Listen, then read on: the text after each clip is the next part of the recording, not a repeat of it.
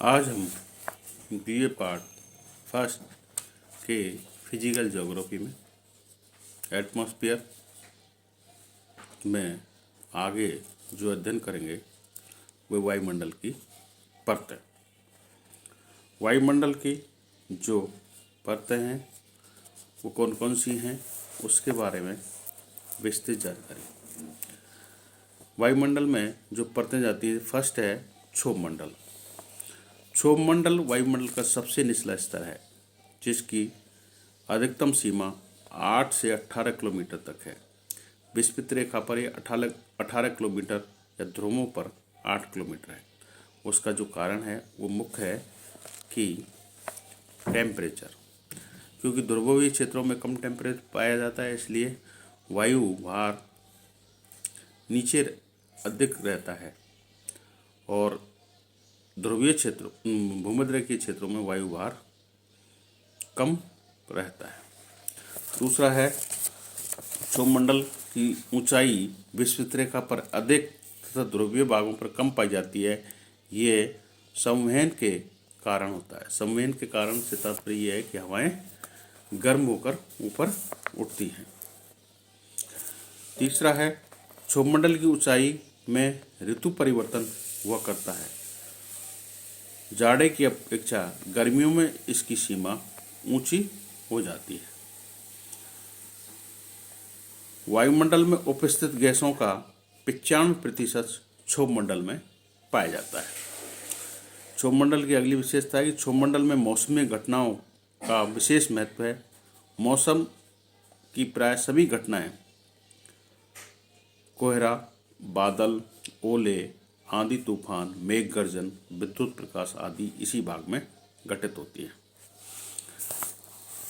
शीत ध्रुवों को छोड़कर क्षोभमंडल में ऊंचाई के साथ साथ तापमान में कमी आती है। ऊंचाई के साथ साथ तापमान में प्रति किलोमीटर 6.5 सेंटीग्रेड की कमी आती है,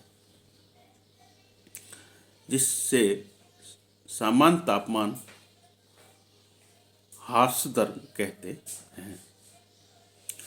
उसका जो मुख्य कारण है कि नीचे सूर्य से आने वाली जो किरणें हैं पहले नीचे वाले पार्ट को गर्म करती हैं, फिर धीरे धीरे ऊपर, तो इसीलिए क्या है टेम्परेचर कम पाया जाता है। क्षोभमंडल में सबसे कम तापमान विषुवत रेखा के ऊपर पाया जाता है, न कि ध्रुवीय भागों पर। क्षोभमंडल की सीमा पर ताप विलोमता टेम्परेचर इनवेरिएशन को भी क्षेत्र क्षोभ सीमा स्थित है। तापीय विलोमता से तात्पर्य है कि कहीं टेम्परेचर अधिक और कहीं न्यून। क्षोभमंडल में स्थलाकृतियों में संघर्षण के परिणाम स्वरूप वायु की गति प्रभावित होती है। इसी कारण क्षोभमंडल का संघर्षण पर्त भी कहते हैं। अगला है संवहनीय तरंगें। संवहनियों के कारण इसी मंडल को क्रमशः संवहनीय मंडल तथा विक्षोभ मंडल भी कहते हैं। क्षोभमंडल में वायुमंडलीय प्रदूषक पाए जाते हैं। जेट धाराएं तथा उष्णकटिबंधीय चक्रवातों से संबंधित क्षोभ सीमा के अंतराल देखने को मिलता है। इसके बाद है समताप मंडल। क्षोभ सीमा के बाद में ऊपरी वाला पार्ट जो है वो समताप मंडल के अंतर्गत आता है। समताप मंडल सागर तल पर 50 किलोमीटर की ऊंचाई तक विस्तृत है। समताप मंडल विभिन्न स्तरों में निर्मित होता है तथा यहाँ पर संवहनीय धाराएं अनुपस्थित रहती हैं, जिसके कारण इस परत में स्थिरता पाई जाती है। समताप मंडल के निचले भाग में विभिन्न ऊंचाइयों पर समान तापमान पाया जाता है तथा समताप रेखाएं समानांतर न होकर लंबवत होती हैं। इसी विशेषता के कारण इसका नाम समताप मंडल रखा गया है। धरातल से लगभग 30 किलोमीटर की ऊंचाई पर संक्रमण पेटियां पाई जाती हैं तथा इन पेटियों के ऊपर तापमान ऊंचाई के साथ साथ तीव्र गति से ऊपर उठता है।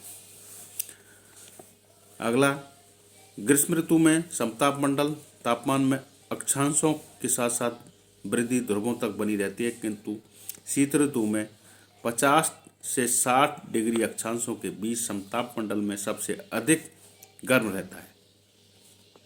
60 डिग्री अक्षांश में ध्रुवों की ओर तापमान में पुनः घट जाता था। इसी मंडल की मोटाई ध्रुवों पर सबसे अधिक होती है। तो कभी कभी विषुवतीय रेखा पर समताप मंडल का विलोपित बिल्कुल लोप हो जाता है। समताप मंडल में जनवरी तथा जुलाई के तापमान में खास अंतर पाया जाता है।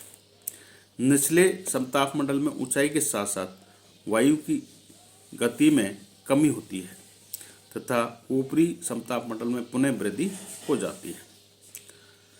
समताप मंडल में वायु प्रभाव क्षैतिजकार होता है।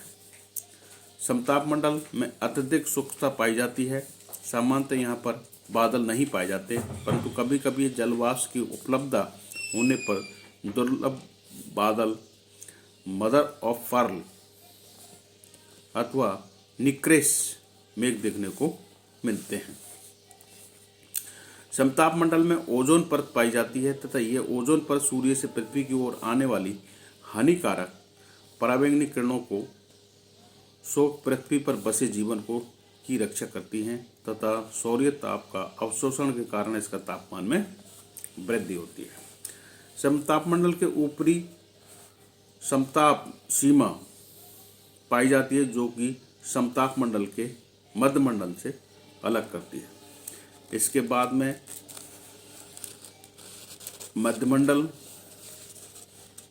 तापमंडल, रसायन मंडल, आयन मंडल, जो हम अगले अध्याय में